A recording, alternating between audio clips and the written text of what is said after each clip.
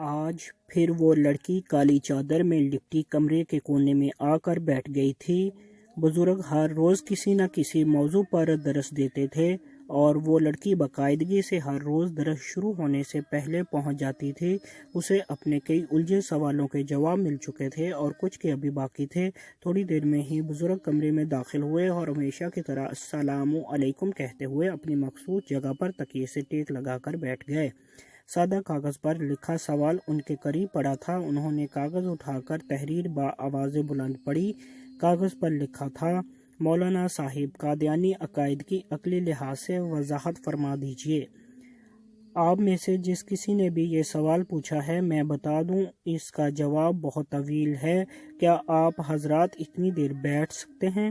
بزرگ نے کہا تو کمرے سے یہ آوازیں بلند ہوئیں: مولانا صاحب، آپ کی باتوں اور درس سے ہمارا ایمان اور یقین مضبوط ہوتا ہے، اس لیے ہم اپنے ایمان کی مضبوطی کے لیے ساری رات بھی بیٹھ سکتے ہیں۔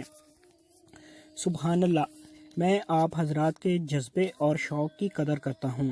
اللہ تعالیٰ آپ سب کو جزائے خیر دے۔ اب آتے ہیں پوچھے گئے سوال کی طرف۔ پہلے تو یہ معلوم ہونا چاہیے کہ قادیانیوں کے عقائد کیا ہیں، تبھی عقل کو استعمال کرتے ہوئے ان پر غور کیا جا سکتا ہے۔ قادیانی اپنے عقیدوں میں یہ کہتے ہیں کہ مرزا غلام احمد امام مہدی بھی ہے، مسیح بھی، اور محمد صلی اللہ علیہ وآلہ وسلم کے بعد اللہ کا بھیجا ہوا نبی، معاذ اللہ۔ قادیانی عقیدہ کہتا ہے کہ مرزا غلام احمد مسیح موعود ہے، یعنی مسیح نے اس امت میں نازل ہونا تھا، تو ان کی جگہ اس کی طبیعت سے ملتے جلتے خواص لے کر کسی اور کو آنا ہے۔ حلیے دو ہیں، خد و خال۔ مسیح ناصری نے دوبارہ نہیں آنا، بلکہ ان کی خوب رکھنے والا ایک شخص پیدا ہوگا۔ اسلام کی مظلومیت کے زمانے میں نور آدم کے دل جیتنے والا سو وہ مرزا غلام احمد ہے۔ قومی اسمبلی میں مرزا ناصر کا بیان۔ نیز قادیانی کہتے ہیں: ہم پوری دنیا کو ایک امت بنا دیں گے، یعنی سارے عیسائی وغیرہ ملحد سب ایک ہو جائیں گے۔ قومی اسمبلی میں مرزا ناصر کا بیان۔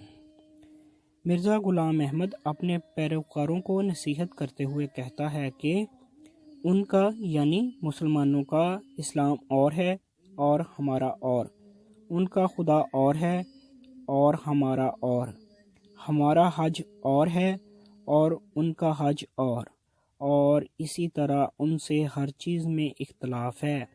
الفضل جلد 5 نمبر 15 صفحہ 8 مورخہ 21 اگست 1917۔ قادیانی مزید کہتے ہیں: یہ بات غلط ہے کہ دوسرے لوگوں سے ہمارا اختلاف صرف وفات مسیح یا اور چند مسائل میں ہے۔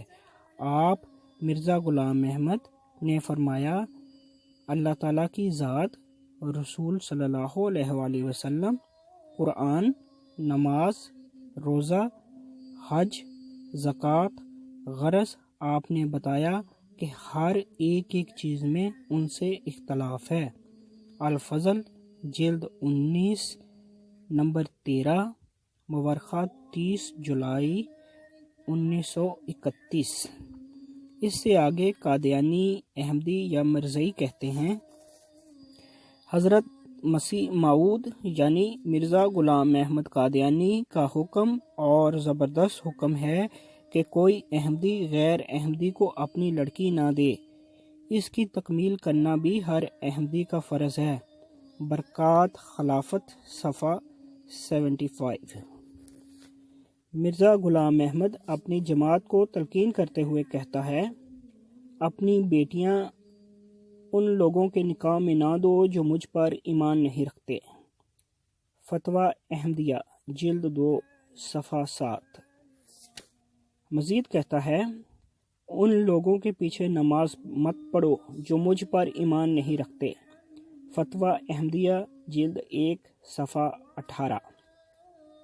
چند اور قادیانی بیان ملاحظہ فرمائیں: ہمارا فرض ہے کہ غیر احمدیوں کو مسلمان نہ سمجھیں اور نہ ان کے پیچھے نماز پڑھیں، کیونکہ ہمارے نزدیک وہ خدا تعالیٰ کے ایک نبی کے منکر ہیں۔ انوار خلافت صفحہ 90۔ صبر کرو اور اپنی جماعت کے غیر کے پیچھے نماز مت پڑھو۔ ملفوظات جلد 2 صفحہ 321، الحکم جلد 5 نمبر 29، مورخہ 10 اگست 1901۔ غیر احمدی مسلمانوں کا جنازہ پڑھنا جائز نہیں، حتیٰ کہ غیر احمدی کے معصوم بچے کا بھی نہیں۔ انوار خلافت صفحہ 93۔ میں آپ کو بتاؤں کہ قادیانیوں نے قائد اعظم محمد علی جناح کا جنازہ نہیں پڑھا تھا۔ پاکستان کے قادیانی وزیر خارجہ ظفر اللہ خان قادیانی غیر مسلم سفراء کے ساتھ الگ کھڑے رہے۔ اخبارات میں جب عام چرچا ہوا تو ظفر اللہ قادیانی نے جنازے میں شریک نہ ہونے کا جواب دیتے ہوئے کہا کہ آپ مجھے کافر حکومت کا مسلمان وزیر سمجھ لیں یا مسلمان حکومت کا کافر نوکر۔ روزنامہ زمیندار مورخہ 8 فروری 1950۔ قادیانی عقائد میں جہاد کی حرمت اور انگریزوں کی اطاعت بھی شامل ہے۔ مرزا غلام احمد قادیانی نے مہدی مسیح اور نبوت کے جھوٹے دعووں کی آڑ میں بطور مشن 2 کام کیے۔ اول انگریزوں کی اطاعت و غلامی کی ترغیب، اور دوم اسلامی جہاد کی حرمت۔ ثبوت کے طور پر مرزا غلام احمد کی لکھی ہوئی چند تحریریں ملاحظہ فرمائیں۔ میری عمر کا اکثر حصہ اس سلطنت انگریزی کی تائید و حمایت میں گزرا ہے، اور میں نے ممانعت جہاد اور انگریزی اطاعت کے بارے میں اس قدر کتابیں لکھی ہیں اور اشتہار شائع کیے ہیں کہ اگر وہ رسائل اور کتابیں اکٹھی کی جائیں تو 50 الماریاں اس سے بھر سکتی ہیں۔ مرزا غلام احمد قادیانی، ترقیات القلوب صفحہ 15، خزائن جلد 15 صفحہ 155۔ مرزا غلام احمد نے خود کے بارے میں لکھا کہ انگریز کا خود کاشتہ پودا ہوں۔ تبلیغ رسالت جلد 7 صفحہ 19، مجموعہ اشتہارات جلد 3 صفحہ 21۔ مزید لکھتا ہے، میں اپنے کام کو نہ مکہ میں اچھی طرح چلا سکتا ہوں، نہ مدینہ میں، نہ روم میں، نہ ایران میں، نہ کابل میں، مگر اس گورنمنٹ میں جس کے اقبال کے لیے دعا کرتا ہوں۔ مرزا غلام احمد قادیانی، تبلیغ رسالت جلد 6 صفحہ 69، مجموعہ اشتہارات جلد 2 صفحہ 370۔ نیز ایک اور جگہ لکھتا ہے، بلکہ اس گورنمنٹ کے ہم پر اس قدر احسان ہے کہ ہم یہاں سے نکل جائیں تو نہ ہمارا مکہ میں گزارا ہو سکتا ہے اور نہ قسطنطنیہ میں، تو پھر کس طرح ہو سکتا ہے کہ ہم اس کے برخلاف کوئی خیال اپنے دل میں رکھیں۔ مرزا غلام احمد قادیانی، ملفوظات احمدیہ جلد 1 صفحہ 312۔ مرزا عقیدہ جہاد کے بارے میں لکھتا ہے کہ اور میں یقین رکھتا ہوں کہ جیسے جیسے میرے مرید بڑھیں گے ویسے ویسے مسئلہ جہاد کے معتقد کم ہوتے جائیں گے، کیونکہ مجھے مسیح اور مہدی مان لینا ہی مسئلہ جہاد سے انکار کرنا ہے۔ مرزا غلام احمد قادیانی، مجموعہ اشتہارات جلد 3 صفحہ 19۔ میں آپ لوگوں کو یہ بھی بتا دوں کہ مرزا غلام احمد کی نبوت اور احمدیہ تحریک کا شوشہ اس وقت پیدا کیا گیا جب سوڈان سے لے کر سماٹرا تک بیرونی سامراجیت کے خلاف اعلان جہاد ہوا۔ یہ سب انگریزوں نے جہاد کو روکنے کے لیے کیا اور مرزا غلام احمد کی خدمات سے فائدہ اٹھایا۔ مرزا غلام احمد کے پیروکاروں کے لیے انگریزوں سے مکمل وفاداری کا جز ایمان ہے۔ اس کا عہد وہ بیعت کے وقت کرتے ہیں، یہ نہایت ہی اہم بات ہے، کیونکہ اس وقت انگریزوں سے وفاداری کی شرط کی مسلمان بہت مخالفت کرتے تھے اور چاہتے تھے کہ بیرونی سامراجیت جس نے ان کی حکومت اور اختیارات کو غصب کر رکھا تھا سے نجات حاصل کی جائے۔ انگریزوں سے وفاداری کی شرط ایمان ہونے کی وجہ سے احمدی یا مرزا غلام احمد کے پیروکاروں کی شکل میں انگریزوں کو بہت ہی اعلیٰ قسم کے جاسوس مل گئے تھے۔ 1925 میں افغانستان میں 2 مرزائیوں احمدیوں کو قتل کر دیا گیا، نہ کہ محض اس وجہ سے کہ وہ مرتد ہو گئے تھے، بلکہ ان کے قبضے سے ایسی دستاویزات برآمد ہوئی تھیں جن سے پتہ چلا کہ وہ انگریز حکومت کے جاسوس تھے اور وہ افغان حکومت کا تختہ الٹنا چاہتے تھے۔ اب میں آپ لوگوں کو جو بتانے جا رہا ہوں اسے غور سے سنیے اور عقل کے ترازو میں رکھ کر تولیے اور سوچیے کہ قادیانی جس شخص کی پیروی کر رہے ہیں وہ جھوٹا ہے یا سچا۔ مرزا غلام احمد کو نبی ماننے والے اگر ان باتوں پر غور کریں تو یقیناً ان کی آنکھیں کھل جائیں گی اور وہ قادیانیت کو چھوڑ کر دائرۂ اسلام میں داخل ہونے سے ذرا نہ ہچکچائیں گے۔ اللہ تعالیٰ نے انسانوں کی رہنمائی کے لیے کم و بیش 1,24,000 پیغمبر اس دنیا میں بھیجے اور سب سے آخر میں محمد عربی صلی اللہ علیہ وآلہ وسلم کو خاتم النبیین صلی اللہ علیہ وآلہ وسلم بنا کر بھیجا۔ آپ صلی اللہ علیہ وآلہ وسلم کے بعد قیامت تک کوئی نبی نہیں آئے گا۔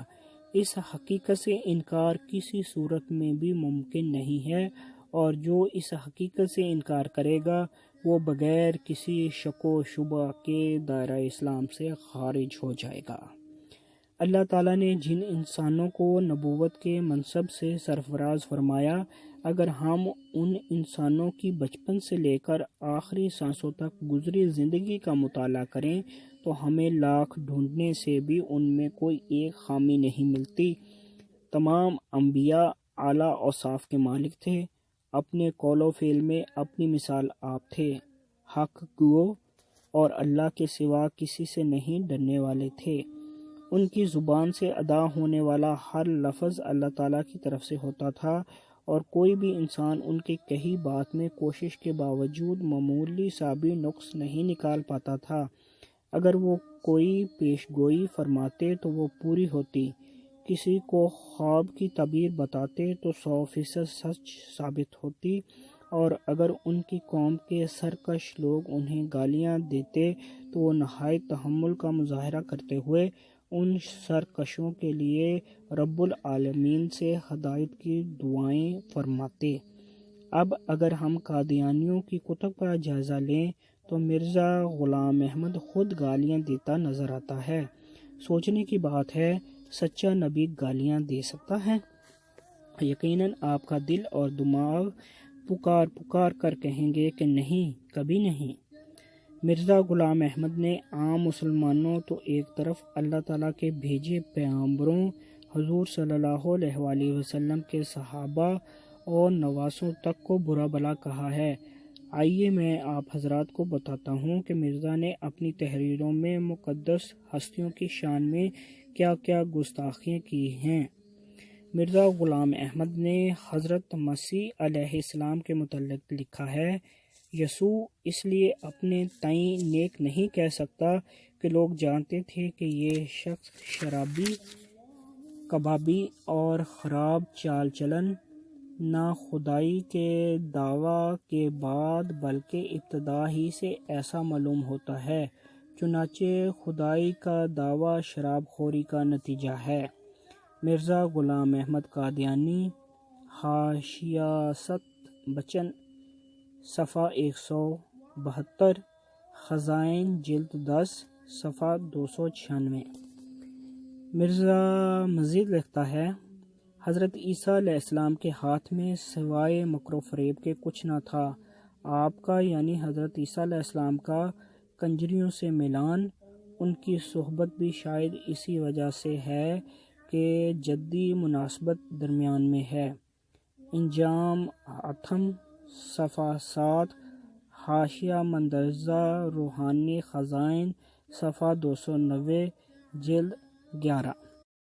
ضمیمہ انجام آتم صفحہ 5 مندرجہ روحانی خزائن صفحہ 289 جلد 11 میں لکھتا ہے، متی کی انجیل سے معلوم ہوتا ہے کہ آپ یعنی حضرت عیسیٰ علیہ السلام کی عقل بہت موٹی تھی۔ آپ جاہل عورتوں اور عوام الناس کی طرح مرگی کو بیماری نہیں سمجھتے تھے، بلکہ جن کا عصیب خیال کرتے تھے۔ ہاں، آپ کو گالیاں دینے اور بد زبانی کی اکثر عادت تھی۔ ادنا ادنا بات میں غصہ آ جاتا تھا۔ اپنے نفس کو جذبات سے روک نہیں سکتے تھے، مگر میرے نزدیک آپ کی یہ حرکات جائے افسوس نہیں، کیونکہ آپ تو گالیاں دیتے تھے اور یہودی ہاتھ سے کسر نکال لیا کرتے تھے۔ یہ بھی یاد رہے کہ آپ کو کس قدر جھوٹ بولنے کی عادت تھی، نعوذ باللہ۔ اب ذرا آپ حضرات غور کریں، انجیل متی سے معلوم ہوتا ہے کا معنی یہ ہے کہ نتیجہ مرزا خود نکال رہا ہے۔ اصل میں یہ عبارت نہیں، اور آخر میں میرے نزدیک کا لفظ بتاتا ہے کہ وہ اپنی طرف سے لکھ رہا ہے، نہ کہ انجیل سے۔ اس کے علاوہ مرزا نے کہا، ابن مریم کے ذکر کو چھوڑو، اس سے بہتر غلام احمد ہے، نعوذ باللہ۔ دافع البلاء صفحہ 24 مندرجہ روحانی خزائن صفحہ 240 جلد 18۔ مرزا غلام احمد قادیانی حضور نبی کریم صلی اللہ علیہ وآلہ وسلم کی شان میں گستاخی کرتے ہوئے لکھتا ہے، یہ بات بالکل صحیح بات ہے کہ ہر شخص ترقی کر سکتا ہے اور بڑے سے بڑا درجہ پا سکتا ہے، حتیٰ کہ محمد رسول اللہ صلی اللہ علیہ وآلہ وسلم سے بڑھ سکتا ہے، نعوذ باللہ۔ اخبار الفضل قادیان جلد 10 نمبر 5 صفحہ 5 مورخہ 17 جولائی 1922۔ ایک اور جگہ مرزا مردود لکھتا ہے، نبی صلی اللہ علیہ وسلم سے کئی غلطیاں ہوئیں، کئی الہام سمجھ میں نہ آئے، معاذ اللہ۔ ازالہ ادہام صفحہ 688 روحانی خزائن جلد 3 صفحہ 471۔ اور مرزا مردود کہتا ہے، نبی صلی اللہ علیہ وسلم سے دین کی مکمل اشاعت نہ ہو سکی، میں نے پوری کی، معاذ اللہ۔ حاشیہ تحفہ گولڈویہ صفحہ 101 روحانی خزائن جلد 17 صفحہ 263۔ اور تو اور وہ مردود کہتا ہے، حضرت صلی اللہ علیہ وآلہ وسلم عیسائیوں کے ہاتھ کا پنیر کھا لیتے تھے، حالانکہ مشہور تھا کہ اس میں سور کی چربی پڑتی ہے، معاذ اللہ۔ اخبار الفضل قادیان 22 فروری 1924۔ مرزا غلام احمد غار ثور کی توہین کرتے ہوئے لکھتا ہے، نہایت معتفن، تنگ اور تاریک، حشرات الارض کی نجاست کی جگہ تھی۔ حاشیہ تحفہ گولڈویہ صفحہ 70 روحانی خزائن جلد 17 صفحہ 205۔ حدیث مصطفیٰ صلی اللہ علیہ وآلہ وسلم کی توہین کرتے ہوئے کہتا ہے، میری وحی کے مقابلے میں حدیث مصطفیٰ صلی اللہ علیہ وآلہ وسلم کوئی شے نہیں، معاذ اللہ۔ اعزاز احمدیہ صفحہ 56 روحانی خزائن جلد 19 صفحہ 168۔ آگے درود شریف کی توہین کرتے ہوئے مرزا مردود لکھتا ہے، خدا عرش پر میری تعریف کرتا ہے، ہم تیری تعریف کرتے ہیں اور تیرے پر درود بھیجتے ہیں۔ معاذ اللہ۔ اربعین نمبر 2 صفحہ 21، روحانی خزائن جلد 17 صفحہ 368۔ شیطانی ذہن والا مرزا قرآن شریف کی توہین کرتے ہوئے لکھتا ہے، قرآن شریف میں گندی گالیاں بھری ہیں اور قرآن عظیم سخت زبانی کے طریق کو استعمال کر رہا ہے۔ نعوذ باللہ۔ ازالہ اوہام صفحہ 26 تا 28، روحانی خزائن جلد 3 صفحہ 115-116۔ صحابہ اکرام رضی اللہ تعالیٰ عنہ کی توہین کرتے ہوئے لکھتا ہے، بعض نادان صحابہ جن کو درائیت سے کچھ حصہ نہ تھا، نعوذ باللہ۔ ضمیمہ نارۃ الحق صفحہ 120، روحانی خزائن جلد 21 صفحہ 285۔ ابو بکر و عمر رضی اللہ تعالیٰ عنہ کیا تھے؟ وہ حضرت مرزا قادیانی کی جوتیوں کے تسمے کھولنے کے لائق بھی نہ تھے، نعوذ باللہ۔ ماہنامہ المہدی جنوری-فروری 1915 نمبر 2-3 صفحہ 57، طبع لاہور۔ حضرت علی رضی اللہ تعالیٰ عنہ کی توہین کرتے ہوئے کہتا ہے،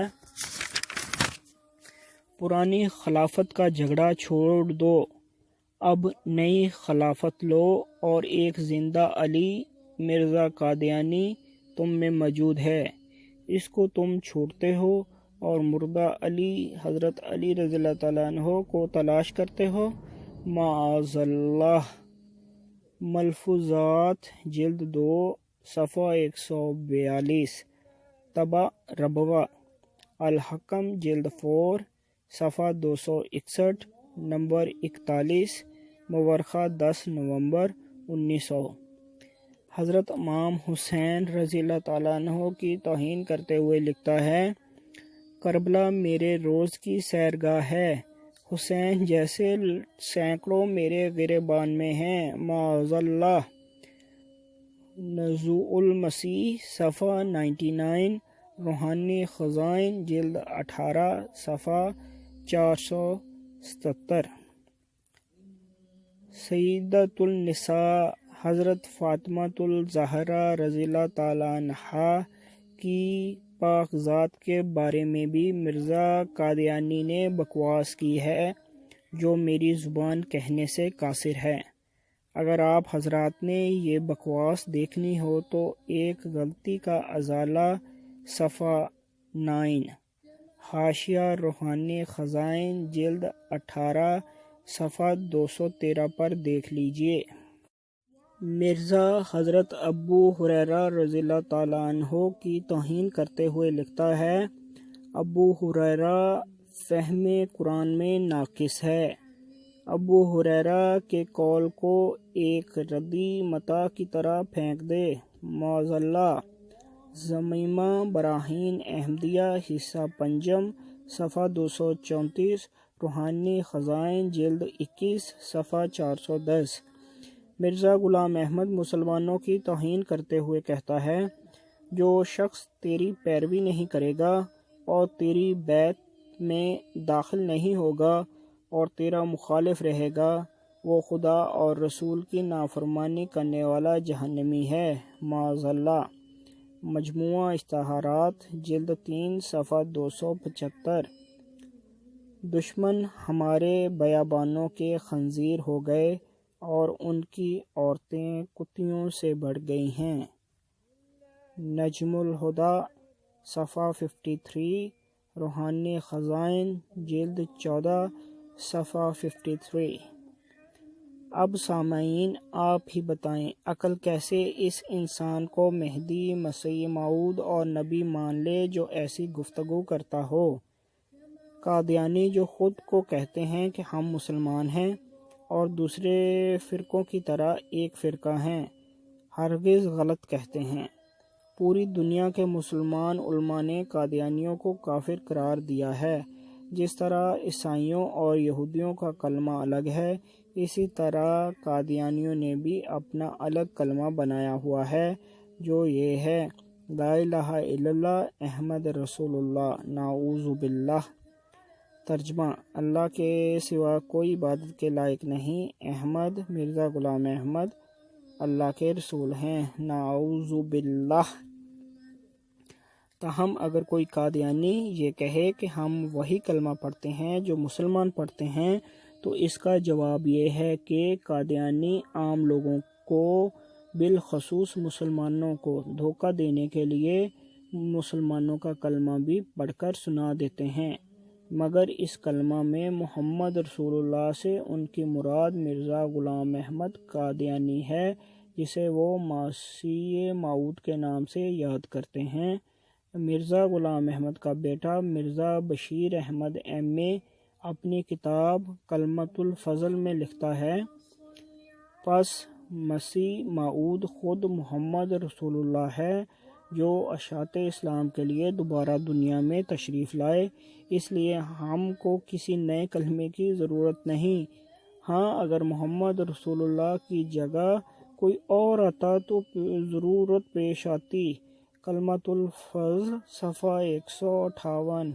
استغفر اللہ۔ حاضرین محفل، مرزا غلام احمد قادیانی کو محمد رسول اللہ قرار دینا محمد صلی اللہ علیہ وآلہ وسلم کی بدترین توہین ہے۔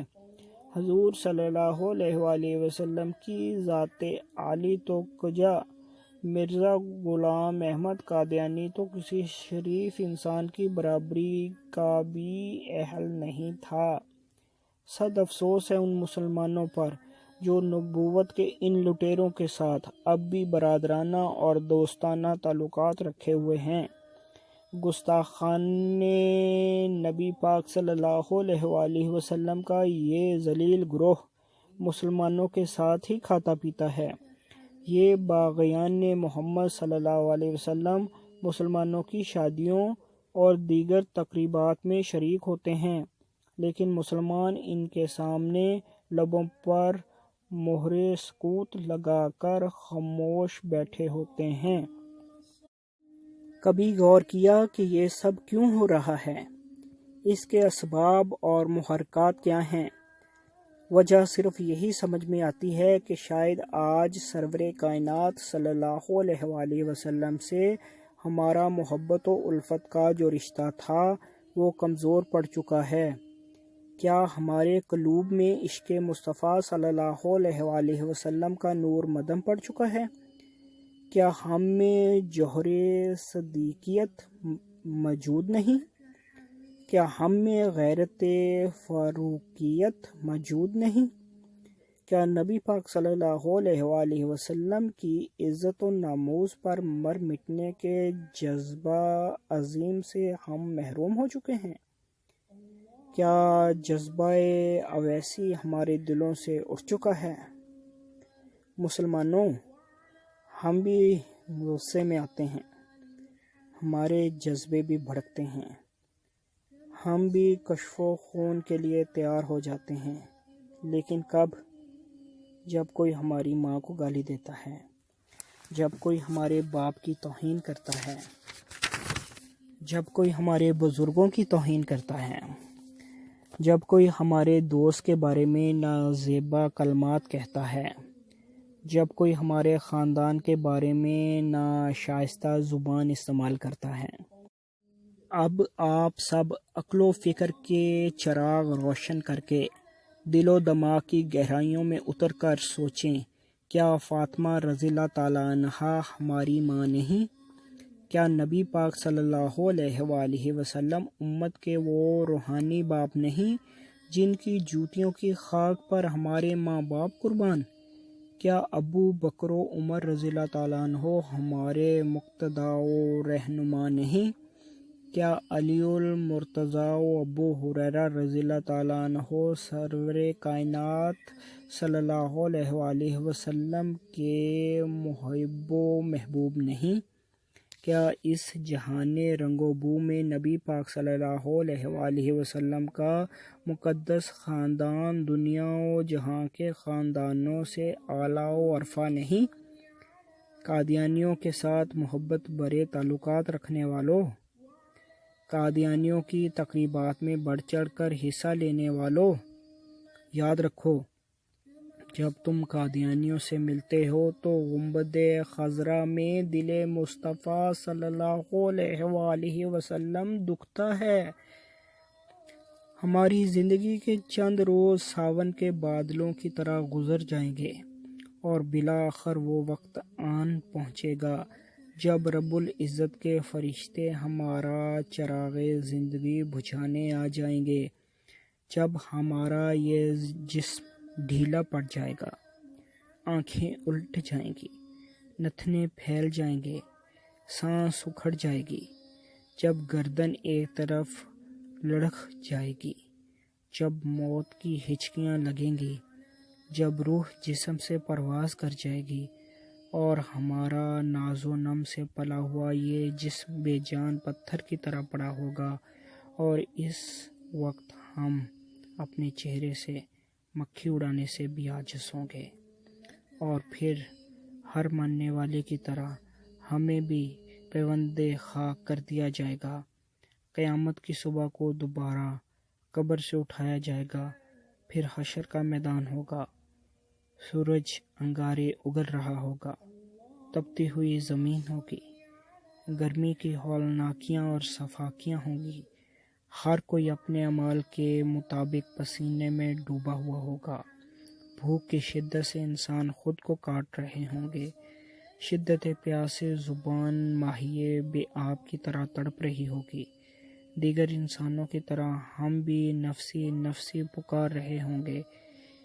اس روز ہمارے یار دوست سب ساتھ چھوڑ جائیں گے، ہماری اولاد ہمارے سائے سے بھاگے گی، ہمارے نوکر اور خدمتگار ہم سے چھین لیے جائیں گے، ہماری دولت و ثروت اس روز ہمارے کام نہ آئے گی، غرض کہ اس روز ہم بے بس و بے کس ہوں گے۔